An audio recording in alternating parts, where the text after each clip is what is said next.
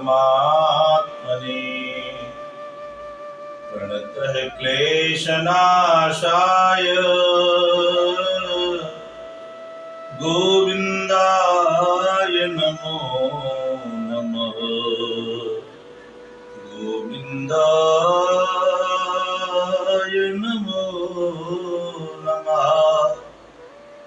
बोलो श्री सच्चिदानंद भगवान की जय।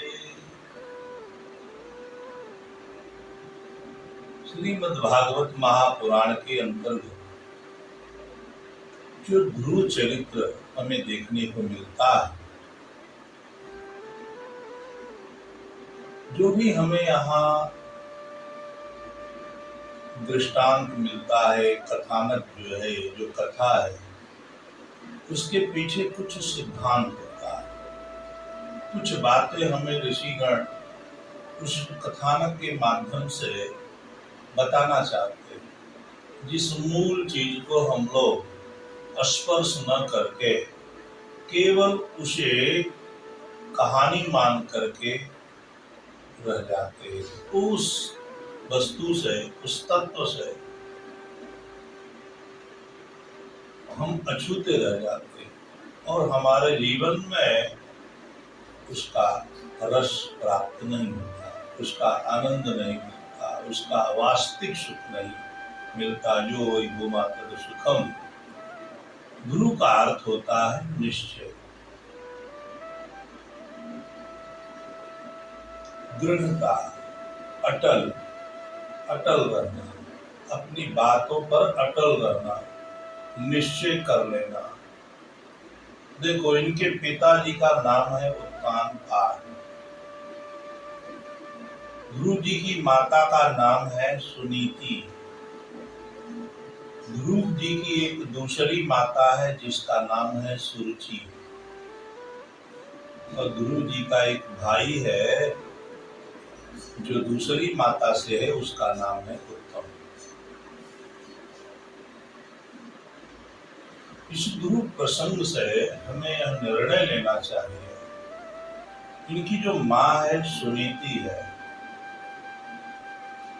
धर्म नीति के अनुसार जो भी व्यक्ति निश्चय करेगा, निर्णय लेगा, आगे बढ़ेगा, संकल्पित होगा, अपने लक्ष्य की ओर चलेगा, उसका अवश्य ही कल्याण होगा। जिस व्यक्ति के जीवन में नीति नहीं है, धर्म नहीं है, जैसे वेद नीति है, पुराण नीति है, शास्त्र नीति है, यह हमारे कल्याण कारक है, हमारे जीवन को उत्थानित करता है, हमारे जीवन को आगे बढ़ाता है, हमें दोषों से, कष्टों से, पीड़ा से, पापों से बचाता है। उत्तानपाद, जिसके पांव ऊपर की ओर हो, ऐसा दृश्य समाज में केवल गर्भ काल में इस जीव का रहता है। जो जीव माँ के गर्भ में पलता है, जो संतान, उसके पांव ऊपर होते हैं और सर नीचे होते हैं। तो यह जो जीव है, यही उत्तानपाद है, जिसके पांव ऊपर है और सर नीचे। अब इस उत्तानपाद की दो पत्नी है, एक सुनीति और एक सुरुचि। जब जीव अपने रुचि के अनुसार कर्म को करने लगता है, रुचि के अनुसार भोजन करने लगता है, रुचि के अनुसार सोने लगता है, रुचि के अनुसार चलने लगता है, रुचि के अनुसार व्यवहार करने लगता है, इसका जीवन अनियंत्रित हो जाता है, अव्यवस्थित हो जाता है, जिसके कारण उसके जीवन में दुख, पीड़ा, बाधा, कष्ट आने लगते।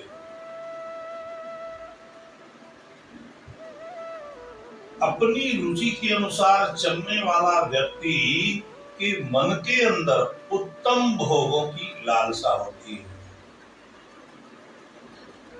क्योंकि सुरुचि से जो संतान पैदा हुई है, जो संतान हुई है, उसका नाम है उत्तम। माने उत्तम भोगों की प्राप्त करने की जो इच्छा है, हमारी रुचि के अंदर जब उत्तम भोगों की इच्छा होगी, तब हम फंसेंगे, तब हम बंधन में आएंगे, तब हम कष्टित होंगे, तब हम पीड़ित होंगे। लेकिन अगर हमारे जीवन में नीति है, धर्म है, परोपकार की भावना है, लोगों के कल्याण की भावना है, लोगों के कल्याण की भावना है, अवश्य में हमारा उद्धार होगा, हमारा कल्याण होगा, हमें शांति मिलेगी और उसके परिणाम में हमारे विचार जो है दृढ़ होंगे, निश्चय करने की क्षमता होगी, अटल वृत्ति होगी। गुरु माने अटल वृत्ति। भोगों के अंदर जो हमारी रुचि होती है वह अनियंत्रित जीवन होता है, और धर्म नीति, वेद नीति, शास्त्र नीति के अनुसार जब हमारे जीवन होते हैं तो वहाँ दृढ़ता होती है, अटलता होती है, निश्चयता होती है, निश्चय करने की क्षमता उसमें पाई जाती है।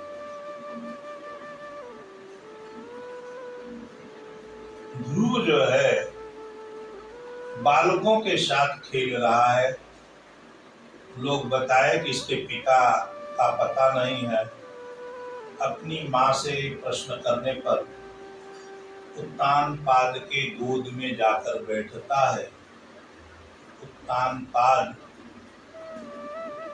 का एक दूसरा जो बेटा है उत्तम, वह भी आ जाता है, उसकी माँ सुरुचि भी आ जाती है और वह ध्रुव को उत्तानपाद के गोद से हटा करके अपने पुत्र उत्तम को विराजमान करती है।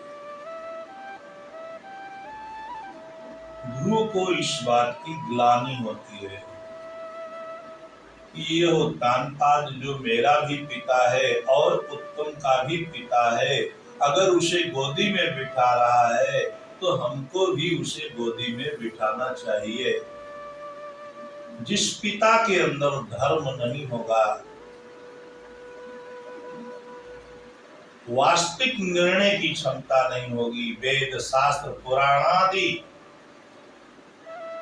के द्वारा निर्णय लेने की क्षमता अगर उसमें नहीं है, अपने स्वार्थ के खातिर, लोभ के खातिर, अपनी कामना के खातिर, सामाजिक स्थितियों के खातिर, दिखावे के खातिर अगर वह अपने पुत्रों में मतभेद करता है, वह घर में कलह फैलाता है, अपना स्वयं का धर्म नष्ट करता है और स्वयं दुख को आमंत्रित करता है। इसमें जीव का कल्याण नहीं होता है। सामाजिक स्थिति से, समाज शास्त्र के अनुसार एक पिता को वहां धर्म का निर्णय लेना चाहिए और सुरुचि को कहना चाहिए कि तुम्हारा पुत्र अगर उत्तम मेरी गोद में बैठने का अधिकारी है तो यह बेटा ध्रुव भी मेरा ही बेटा है, वो भी हमारे गोद में बैठने का अधिकारी है। लेकिन उत्तम ने जो है यहाँ उत्तानपाद ने यह निर्णय नहीं लिया, यह गलत है, धर्म के अनुसार गलत। अब ध्रुव को इस बात की ग्लानि हुई और रोते रोते वह अपनी माँ के पास आया, अर्थात सुनीति के पास आया। सुनीति ने कहा, अगर तुम किसी पिता की गोद में बैठना चाहते हो तो वो जगत पिता है, जो सबका पिता है, जिसकी गोद में पुत्र चोर हो, चांडाल हो, पापी हो, दोषी हो, हर व्यक्ति इस जगत पिता की गोद में बैठ सकता है। यह ज्ञान हमें कहाँ से मिलता है? जिसके जीवन में धर्म नीति है। इस प्रकार ध्रुव को उसने जगत पिता का मार्ग दिखाया। माता रामो मत पिता रामचंद्र, स्वामी रामो मत सखा रामचंद्र, सर्वस्व में रामचंद्रो दयालु, नान्यम जाने नैव जाने न जाने। मैं और कुछ नहीं जानता, मेरी माँ जो है ना वो रामचंद्र जी है। माता रामो मत पिता रामचंद्र, मेरे जो पिता है ना वो रामचंद्र जी है। माता रामो मत पिता रामचंद्र, स्वामी रामो मत सखा रामचंद्र, मेरे जो स्वामी हैं वो रामचंद्र जी है, मेरे जो सखा हैं मित्र हैं वो रामचंद्र जी हैं, और मैं दूसरे को नहीं जानता। त्वमेव माता च पिता त्वमेव, त्वमेव बंधु च सखा त्वमेव, त्वमेव विद्या द्रविड़ं त्वमेव, त्वमेव सर्वं मम देव देव। हे देव, तुम ही मेरी माँ हो, तुम ही मेरे भाई हो, तुम ही मेरे बंधु हो, और तुम ही मेरी विद्या हो, सब कुछ तुम ही हो। और यही भगवान वेद कहते हैं, तुम माता तुम पिता, तुम ही मेरी माँ हो और तुम ही मेरे पिता हो। इसलिए सुनीति ने ध्रुव को जो मार्ग बताया वह जगत पिता का मार्ग बताया। बहुत कम ही ऐसे दिखाई देता है जो माँ अपने पुत्र को सत्मार्ग के लिए बताती है। पुत्रवती युवती जग सोई, रघुकुल भजन जसि श्रुत होई।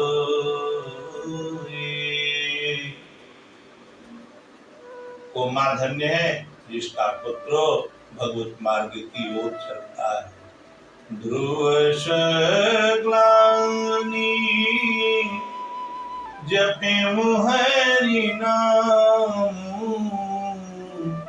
ध्रुव ग्लानि जपे हरि नाम, आये वचन अनुपम ठाऊं, आये अचल अनुपम ठाऊ। रहने का स्थान जो ठाऊ है, रहना। अब यहाँ पर बता रहे हैं ग्लानि, ग्लानि के द्वारा ध्रुव ने भगवान के नाम को जपा और अचल स्थान को प्राप्त कर लिया। सज्जनों, यह सारे सूत्रों को हमें ध्यान देना चाहिए कि उत्तानपाद, सुरुचि, सुनीति, उत्तम और ध्रुव के बीच की जो रहस्यमय विचारधारा है, हमें अपने जीवन में जब तक नहीं अपनाएंगे तब तक हमारे जीवन में कोई परिवर्तन नहीं होगा। माँ के वचनों पर विश्वास करके ध्रुव आगे चलते हैं तो नारद जी उन्हें वापस करने के लिए आते हैं, लेकिन फिर भी ध्रुव जाने का मन नहीं बनाते। बोले, बालक को खेलने के समय तुम जंगल में जाकर भगवान का भजन करना चाहते हो, लेकिन उसकी जो है निर्णय लेने की जो क्षमता है, भगवान पर जो विश्वास है, वापस जाने की इच्छा नहीं करता। नारद जी ध्रुव को मार्गदर्शित करते हैं और मधुवन में जाकर 6 महीने के अंदर ध्रुव जी ने भगवान को प्राप्त कर लेते। बोलो श्री सच्चिदानंद भगवान की जय।